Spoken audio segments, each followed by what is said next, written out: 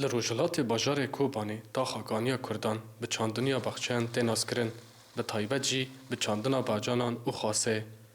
به هاتنا دمسالا برهمدانا باجانان همو ولاتین کوبانی بری خوددن کانیا کردان.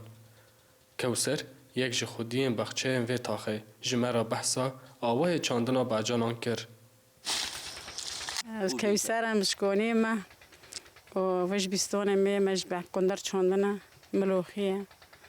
و هم چهار قسمت کنه پیشون دو چاندنا آد باجان کنی بار وارگاه دیو در کت باجان کنی وانج مدی معلم مدی هو بنا هر سال چینن وارگاه هو بنا زونه بنا خا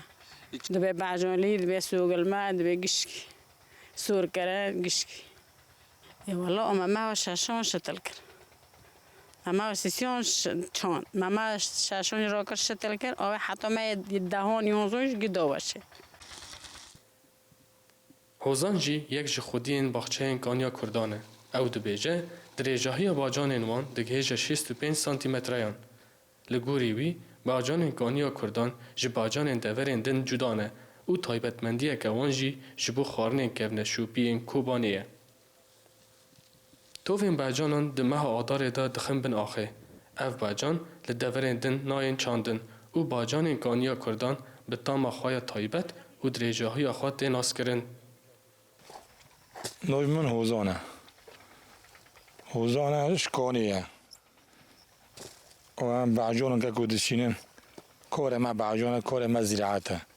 خیار کندر خطی عنجور بعجان دبی من دقیقش بعجی قبول تکیه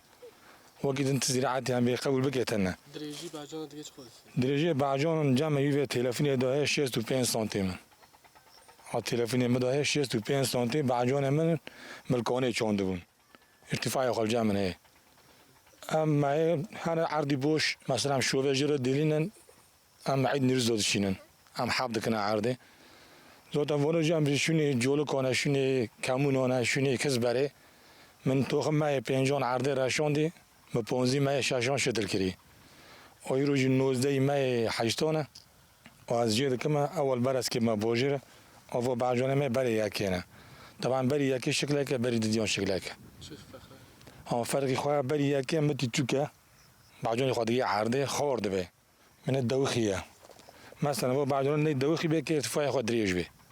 نو بریدنه که ما رو بیل که مثلا بریدی که هنی دریج به نو ارتفاع خود عرده ساکنه و این نزمجی اول بطله اوزوت بعجونی ما ببی عرض خوی معروفه همو ولاتین کوبانی لبندا مها طباق دیمینن داکو باجان کانیا کردان ورن برهف کرن و بوان را خوارن کهنه شوپین گریدای باجانان آمده بکن و بخون. جلال عثمان، نوچه تیوی، کوبانی